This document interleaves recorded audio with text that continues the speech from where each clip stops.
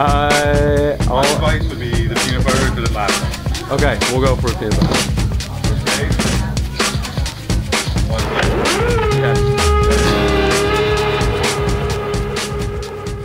Okay. How long will this last somebody, you think? 3 or 4 days. 3 or 4 days? Yeah.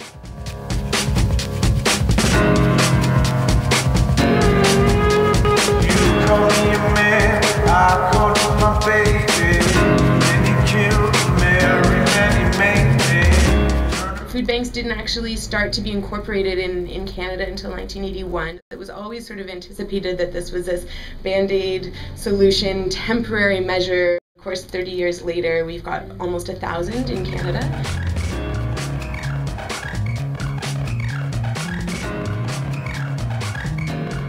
So the provincial government promised a poverty reduction strategy and announced it 2 years ago. There are hundreds of thousands of adults living on a very modest income who are being ignored by the poverty reduction strategy. Hi, yeah, I'm looking for a food bank near my area. Put food in the budget with the idea of an initial $100 a month increase in social assistance.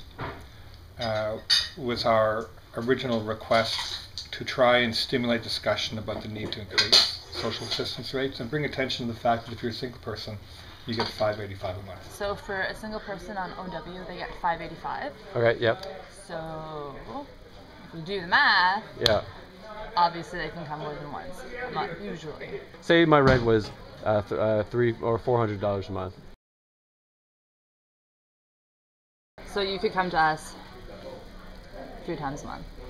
But this food is only supposed to last for 3 days. That's exactly what it is, and that's a misconception many people have.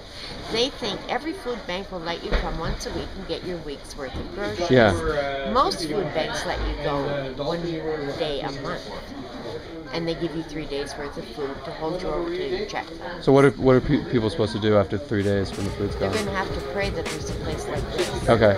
Stop actually was one of the first food banks in North America that started off in the late 1970s. We have a breakfast and lunch program and are serving around 55 to 60,000 meals every year. Our urban agriculture site, we also have community kitchens there, community gardens, education and after-school programs, social justice club, and they learn about everything from public speaking to working with the media, anti-oppression, political economy. But then they also learn about immigration, about housing.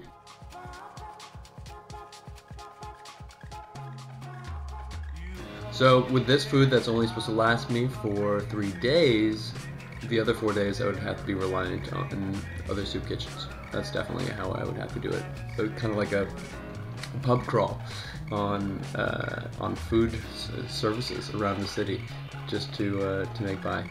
So what do we have for dinner?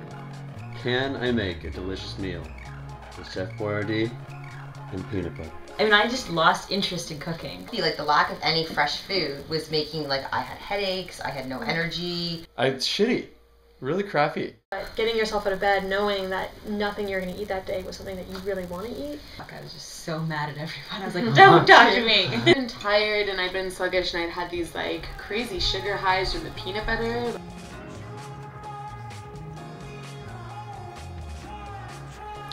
We're at the end, I think. Last of my cereal. Then I'll be done. But to other people, that is really not so bad. Hot dogs, really not so bad. Like tortillas, peanut butter, that's almost normal. This wasn't a unique experience by any means of people around the world. You know, the problem, according to her, the problem is people's attitude and their approach to the challenge of poverty. There are a lot of food banks out there. Like, there are a lot. Whether that makes more dependency on this system, I'm not sure. The assumption, if you're on Ontario Works, is that you're employable, that you can work. The reality is that you might have a mental health illness, you may be homeless, there may be a number of things which is a literal barrier. I would say the very minimum they should give somebody is enough to have a roof over there, a decent, even if it's a room, a decent room. Yeah.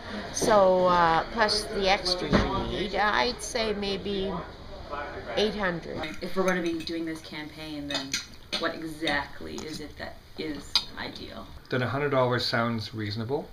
We consistently say it's not enough. And with the second demand that we have is to set social assistance rates based on the real cost of living, the real cost of rent, food, and everything else.